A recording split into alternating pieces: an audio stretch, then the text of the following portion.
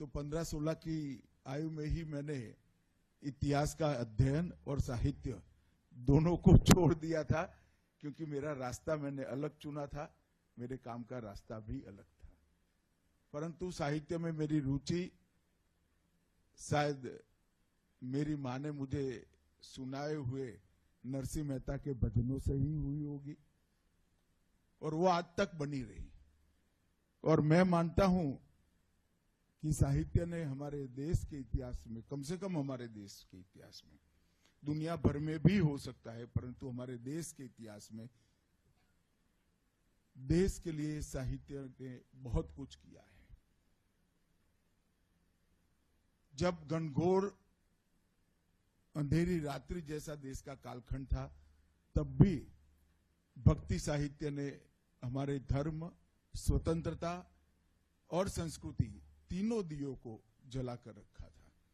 कोई इसको भांप नहीं पाया और शासन बदला, किसी ने विरोध नहीं किया। मगर जब हमारे धर्म, हमारी संस्कृति और हमारे साहित्य को किसी ने भी छूने का प्रयास किया, इसके खिलाफ समाज स्वयं जागकर खड़ा हुआ और उसको परास्त करने का काम किया। तो हमारे समाज की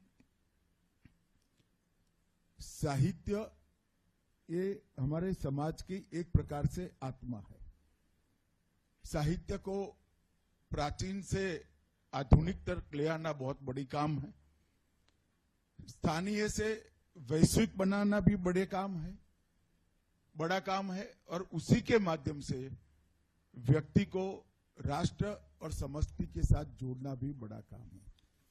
बहुत छोटी सी पुस्तक है, मगर ये पुस्तक में ये प्रयास दिखाई पड़ता है, और साच अर्थ में मैं इसलिए आशुतोष जी को बहुत बहुत बधाई देना चाहता हूं। आज देश में हम जो परिवर्तन की स्थिति देख रहे हैं, कई बार लगता है कि एक योग होता है तब होता है,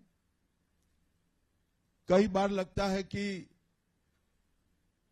एक साथ कई सारे लोग एक विचार वाले एकत्रित हो जाते हैं तो परिवर्तन की शुरुआत होती है। मगर किसी भी परिवर्तन को हम ध्यान से देखें, बारीकी से परखें, तो परिवर्तन बहुत महंगा होता है।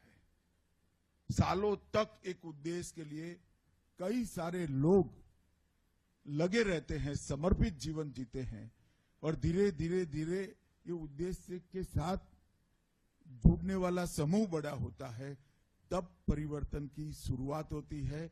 और परिवर्तन जब जन आंदोलन बनता है, तब वो परिक्रांति बनकर अंततोगत्वा परिवर्तन तक जाता है। आज देश में हम सबको परिवर्तन दिख रहा है, मगर अटल जी ने एक कविता 1975 में लिखी थी, इसकी 2 पंक्ति मैं पढ़ना चाहता हूं। उस स्वर्ण दिन के लिए आज से कमर कसे बलिदान करें। उस स्वर्ण दिन के लिए आज से कमर कसे बलिदान करे, जो पाया उसमें न खो जाए, जो खोया है उसका ध्यान धरे।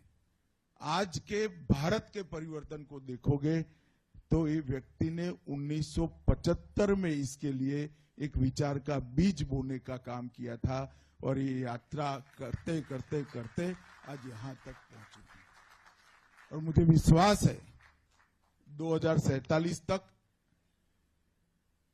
ये यात्रा निश्चित ही रूप से हमारे सभी प्रकार के खोए हुए गौरव को, इस देश के समाज को वापस दिलाने का काम करेगी, और हम इसकी पुनः प्राप्ति करेंगे। गोविंद मोहन जी ने हिंदी के प्रति चिंता व्यक्त की, हिंदी की पूरी यात्रा का बहुत अच्छे से वर्णन किया, अभ्यासपूर्ण वर्णन किया, मगर मैं थोड़ा उनसे